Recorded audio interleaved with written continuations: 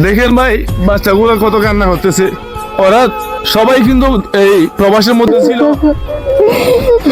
সন্তানের দিকে তাকে আপনারা একটু সহযোগিতা করেন। আপনারা যদি সবাই একটু সহযোগিতা করেন তাহলে আমরা তো ওনার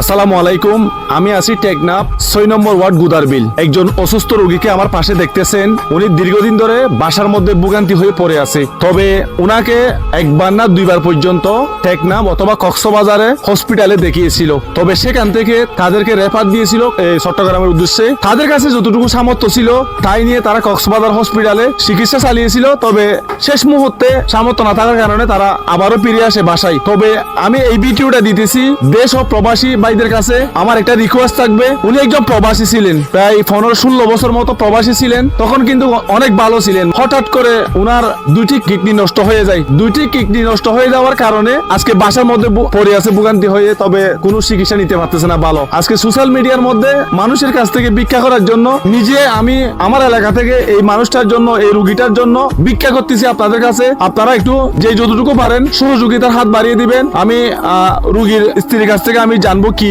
সমস্যাটা হয়েছে। আসসালামু আলাইকুম। ওয়ালাইকুম সালাম। আসসালামু আলাইকুম। ওনার স্বামী তো কি সমস্যা হইছে? আমার হাজবেন্ডের কিডনির সমস্যা ছিল। প্রায় আগে ডাক্তার বলছিল, মানে 6-7 বছর আগে একবার বলছিল ওনার কিডনির সমস্যা হইতে পারে। তখন আমরা মানে অতটা গুরুত্ব দিই নাই। পরে আমি ওনার কক্সবাজার নিয়ে গেছি, ডক্টর শামসুজ্জামানের কাছে দেখাইছিলাম। উনি বলছিল ওনার যেহেতু প্রেশার একটু বেশি বাড়া থাকে তাহলে ওনার কিডনি কোনো একদিন না একদিন এরকম হইতে পারে, ডিমিস হোক।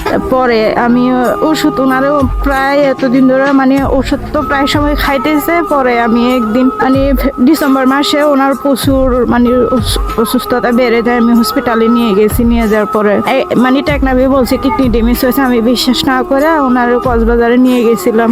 পরে ডক্টর হয়তো চেক করে বলছে ওনার কিডনি দুটোটাই ড্যামেজ হয়ে গেছে, মানে ডায়ালিসিস করা লাগবে। তখন মানে আমার কিছু করার ছিল না। আমি অনেক চেষ্টা করছি যে ওনার বাঁচানোর জন্য। তারপরে ওইখান থেকে আমি চিটাগং নিয়ে গেছিলাম মেডিকেলে। তখন বলছে ডায়ালিসিস করতে ওনার প্রায় 50,000 টাকা লাগবে সেই দুটোটাই দিতে। তখন আমি চলে আসছি বাড়িতে। আসার পরে মানে উনি যে ওষুধগুলো দিচ্ছে ওগুলো খাওয়াইছি। আমি ডায়ালিসিস করতে নিয়ে যাই না, ওরকম সামর্থ্য আমার মধ্যে নাই। সেজন্য আসলে আমরাও প্রবাসী ছিলাম প্রায় 10 বছর ধরে। আমার ছোট মেয়ে অসুস্থ ছিল যায়, সেজন্য আমরা দেশে চলে আসছিলাম। এখন আমাদের মধ্যে ওরকম সামর্থ্য নাই বিদায় আজকে উনি বিছানায় শুয়ে আছে। এখন আমি আমার সন্তানদেরকে তো বাঁচাইতে হলে ওনারা আমার খুবই প্রয়োজন। আমি কারো কাছে হাত পেতে পারতেছি না, চিকিৎসা করবো কিভাবে। এখন ডক্টর বলছে কি মানে আমি যদি একটা কিডনি তাহলে উনি বাঁচবে। যেহেতু আমি একটা কিডনি দিতে পারবো, কিন্তু ওনারা তো আমি টাকা দিতে পারবো না চিকিৎসা করার জন্য। আমার একটা জমি নাই, আমার কোনো দিকে কেউ নাই, তা আমি কার কাছে যাব?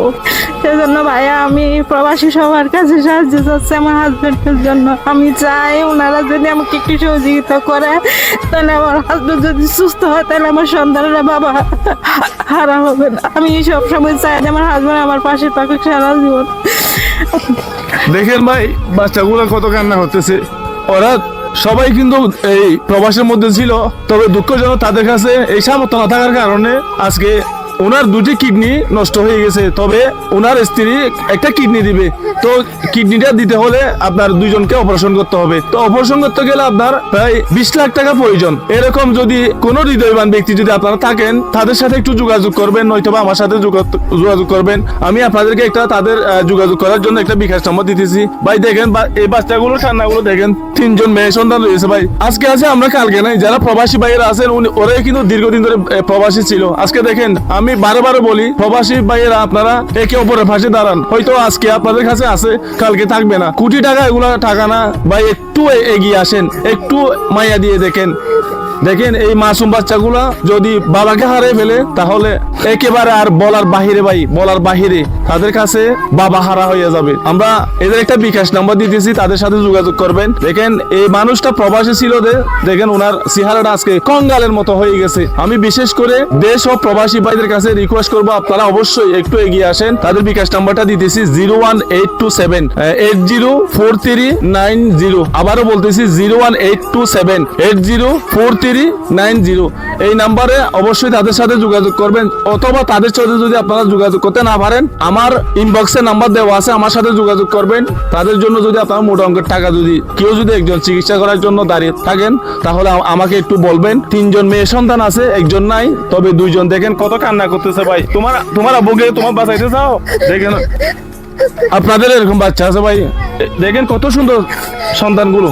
আমি পারতেছি না ভাই, আজকে যদি আমার সামর্থ্য থাকতো আমি পুরো চিকিৎসা করতাম। তো সবাই একটু এগিয়ে আসবেন। আর যারা আমাদের টেকনাফ, শাহপরদ্বীপ অথবা কক্সবাজার জেলার যারা মানুষ আছি, আমরা একটু মায়া দিয়ে যারা সহযোগিতা করতে পারবেন করবেন, যদি না পারেন তাহলে অবশ্যই ভিডিওটা গুরুত্ব দিয়ে শেয়ার করবেন, গুরুত্ব দিয়ে শেয়ার করবেন, মূল্য দিয়ে শেয়ার করবেন। শেয়ারটা হলো মেন। আপনার একটা শেয়ার 1 কোটি টাকার সমান, 1 কোটি টাকার সমান। ভিডিওটা বেশি করে শেয়ার করবেন। আর যারা সহযোগিতা করতে পারবেন একটু সহযোগিতার হাত বাড়িয়ে দিবেন। দেখেন এদের যেভাবে বিগত ভবিষ্যৎগুলো গিয়েছে, আগামী ভবিষ্যতে তারা যেন বাবাকে যেন হারাতে না হয়, তাই সবাই ভিডিওটা গুরুত্ব দিয়ে শেয়ার করে একটু সহযোগিতার হাত বাড়িয়ে দিবেন। আসসালামু আলাইকুম।